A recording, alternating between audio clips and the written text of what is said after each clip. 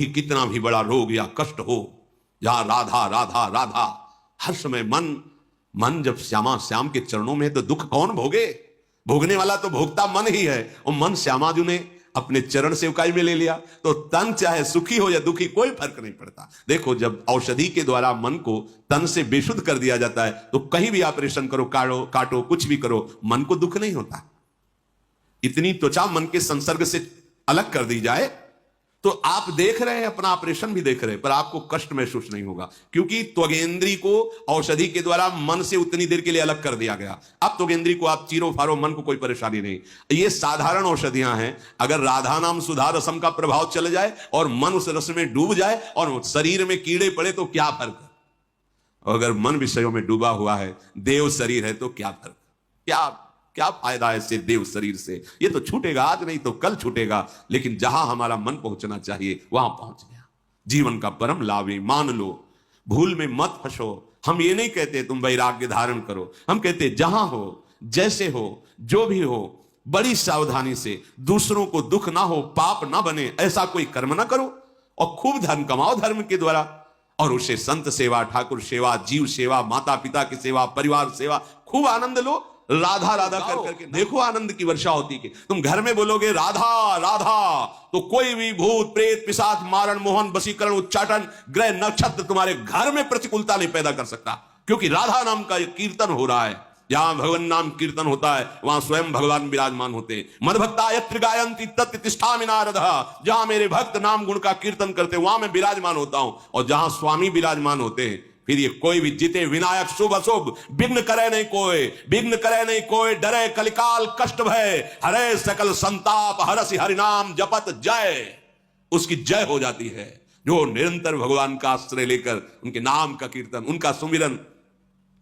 आप गृहस्थ को, पूरे घर को मंदिर बना सकते हैं। प्रिया प्रीतम विराजमान, ये सब उनके पार्षद, और कमाइए, सुंदर भोग लगाइए, आरती कीजिए, नाम कीर्तन कीजिए, माता पिता परिवार की सेवा कीजिए। देखो आप कैसे आनंदित हो। मनमानी, दुराचार प्रवृत्ति, गंदे नशा, अपने पूज्य जनों का अपमान, अधर्मा आचरण, ये तुम्हें कभी सुख शांति प्रदान कर सकते? कभी नहीं। इसलिए सावधान, परम लाभ वो नहीं मिल पाएगा। अब हमारे हृदय में एक असमर्थता दिखाई देती है। विषय भोगों का सेवन करने से इतना हमारी बुद्धि निर्बल हो गई है कि वो निश्चय ही नहीं कर पा रही कि अभिमान रहित, भोग रहित, विषय चिंतन रहित परमानंदमय जीवन होता है। निश्चय नहीं कर पा रही। घूम घूम के यही बुद्धि हमें शिक्षा दे रही, यदि मेरी फोटो खींचे, वीडियो बने, संसार में सब जाने कि हम कोई महापुरुष हैं, या हमारे मनोइच्छित भोग मिले खूब, जैसा चाहे भोग मनमानी भोगे, यही मनुष्य जीवन का चरम लक्ष्य है। ये आखिरी बुद्धि का बहुत बड़ा भ्रम है जो साधक को, उपासक को, भगवत मार्ग के पथिक को पुनः माया जाल में फंसा देता है। पुनः का तात्पर्य वो कोई जीवन मुक्त नहीं हुआ, पर वो पथिक था भगवत मार्ग का, फिसल कर फिर माया में खड़ा हो गया। इसलिए सावधान। ये बुद्धि और मन तब तक तुम्हारे शत्रु हैं जब तक ये भगवदाकार ना हो जाए। जिसकी बुद्धि यही निर्णय करती रहती है, प्राकृतिक ब्रह्मा के द्वारा रचे हुए प्रपंच का चिंतन करते हुए, ये पद मिल जाए, ये भोग मिल जाए, ये वस्तु मिल जाए, ये व्यक्ति हमसे पराजित हो जाए, आदि आदि, ये सब मायामयी बुद्धि है। सत्संग के द्वारा इस मायामयी बुद्धि का परिवर्तन करके भागवतिक बुद्धि लाओ। भागवतिक बुद्धि, जो मैं हूं वही संपूर्ण सृष्टि है, ज्ञान जो मैं है ये भ्रमात्मक है, प्रभु ही प्रभु है, मेरे हृदय में प्रभु है, संपूर्ण हृदय में प्रभु, मेरे आराध्य देव के सिवा कोई नहीं, ये भक्ति। मैं सेवक हूं, सचराचर मेरा सेव्य है, कर्मयोग। चाहे जिस मार्ग में देखो, अध्यात्म में, संपूर्ण सृष्टि में एकमात्र शांत रस ब्रह्म विराजमान है, परमात्मा विराजमान है। उसी का अनुभव करने के लिए निकले हैं और उसी से अखंड प्रसन्नता, महासुख का अनुभव होता है। ये विषयी पुरुष को पता नहीं होता। भोगेश्वरी प्रसक्तानाम तया प्रहृत चेतसाम व्यवसायत्मिका बुद्धि समाधो न विधीयते, श्री भगवान के वचन है। परमात्म प्राप्ति में महासुख है ऐसा बुद्धि निश्चय ही नहीं करती जिसकी बुद्धि भोगों में रत है, जिसका चित्त भोगों ने अपहृत कर लिया है, हरण कर लिया है। भोगों में जो सुख खोजता है वो ऐसा निश्चय भी नहीं कर सकता कि परमात्म प्राप्ति में महासुख है।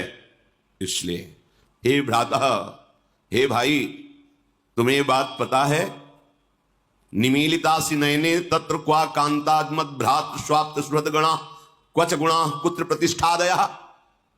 तुम्हें यह पता है कि जहां मृत्यु तुम पर वार करेगी और तुम्हारे नेत्र मुंद जाएंगे, मृत्यु सैया में तुम सो जाओगे, तब ये तुम्हारे स्त्री पुत्र धन नाना प्रकार के गुण प्रतिष्ठा सुहृदगण मित्र पद प्रतिष्ठा ये तुम्हारे किस काम की रहेगी।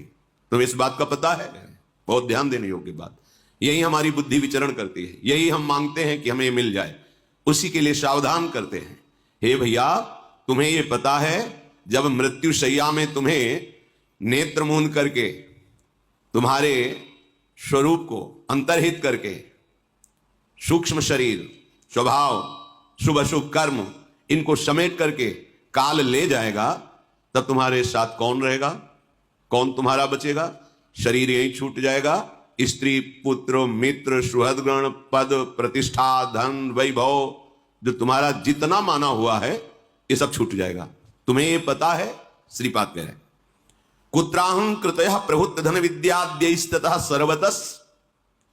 जब भाई तुम्हारी आंखें मुंद जाएंगी, कोई तुम्हारे साथ ही नहीं जाएगा, तो तुम अपनी प्रभुता दिखाने में धन को चाहे जैसे मिले अधर्म से हिंसा से व्यभिचार से कैसे भी एकत्रित करने में, मैं बहुत बड़ा धनी विद्वान प्रतिष्ठित आदि ऐसा अभिमान करने में तुम्हें क्या सुख मिलेगा?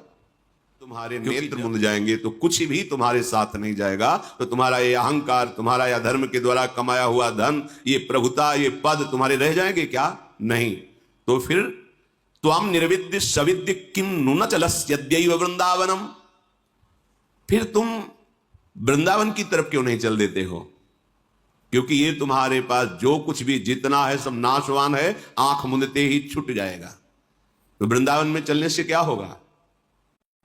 बोले एक बार जो वृंदावन आ गया, भले कुछ ही मिनट के लिए, और यहां की रज लग गई, यहां की वायु लग गई, यहां की एक लता को प्रणाम कर लिया, एक वैष्णव को प्रणाम कर लिया, और प्रभु साक्षात श्री विग्रह रूप धारण किए हुए विराजमान है।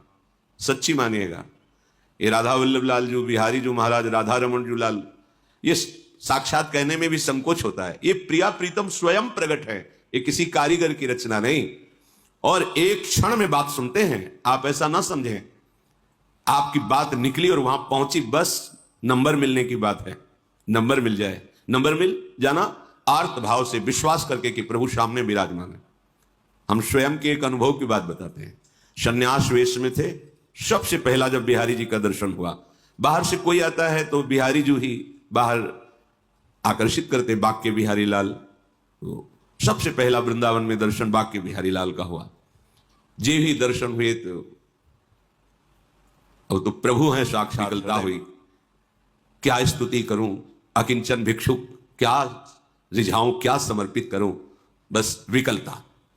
दौड़ करके चढ़ गए और समीप से दर्शन किए तो देखा किसी को माला मिल रहा है, किसी को भोग प्रसाद मिल रहा है। तो आंख में आंख मिलाई और कहा, महाराज अगर इतना किनका मिल जाता तो हृदय में तृप्ति का अनुभव होता, आपकी जूठन मिल जाती है। ऐसे मन है, अब इसके लिए नहीं ललचाएगा तो और किसके लिए ललचाएगा? स्वामी सामने हैं और प्रसाद मिल ही रहा है सबको। मन से ऐसे है कि आप तो सत्य कहते हैं, सत्य इसलिए कि आपको विश्वास इतना हृदय में आया और पीछे हमारे पीठ में हाथ आया है, ऐसे पीछे उतर बाबा, और एक कमल की माला और दोना भर प्रसाद।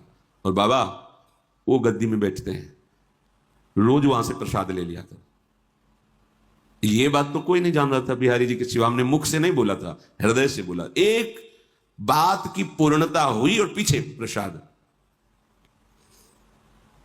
साक्षात प्रभु विराजमान। एक बार इनको प्रणाम कर लिया, भावुकता की बात नहीं कहता। तस्मात् शास्त्रम प्रमाणम एकोपि कृष्ण कृतः प्रणामो दशाश्वमेधा भृतेन तुल्यः दशाश्वमेधी पुनरेपि जन्मो कृष्ण प्रणामी न पुनर्भवाय।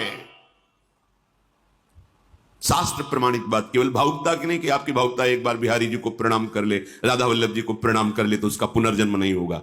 ये भावुकता की बात नहीं, शास्त्र प्रमाणित। एक बार हमारे प्राण प्रीतम श्री